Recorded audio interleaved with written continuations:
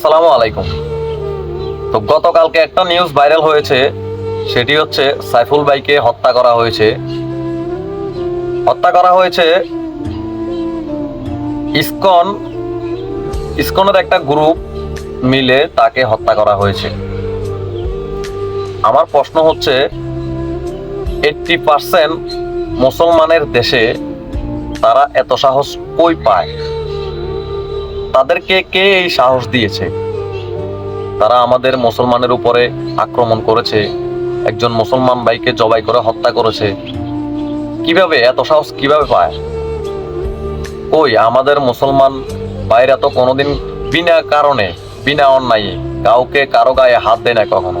তারা কি আমাদের ইমানি শক্তি দেখতে চাচ্ছে, নাকি তাদেরকে অন্য কোনো রাজনৈতিক দল তাদেরকে উস্কানি দিচ্ছে? আর আমাদের বাংলাদেশে একটা কমন জিনিস, রাজনৈতিক দল এক দল আরেক দলের সাথে যদি কোনো সমস্যা হয় তাহলে ধর্ম নিয়ে ভাড়াবাড়ি শুরু হয়ে যায়, ধর্ম নিয়ে টানাটানি শুরু হয়ে যায়।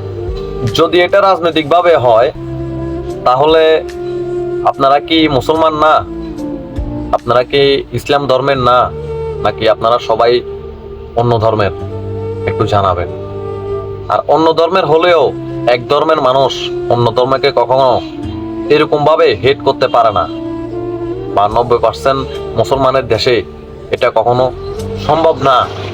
আর আমার প্রাণপ্রিয় মুসলমান ভাইদের জন্য একটা অনুরোধ থাকবে, প্লিজ আপনারা এই বিষয়টা নিয়ে আপনারা অন্য কোনো সনাতন ধর্মী বা হিন্দু ধর্ম বলেন, যে কোনো ধর্মের মানুষকে আঘাত করবেন না। তাদেরকে অন্যায় করেছে একজন, অন্যায় করেছে 10 জন, অন্যায় তো আর সবাই করে নাই। সবাইকে তো এটা শাস্তি ভোগ করতে দেওয়া যাবে না।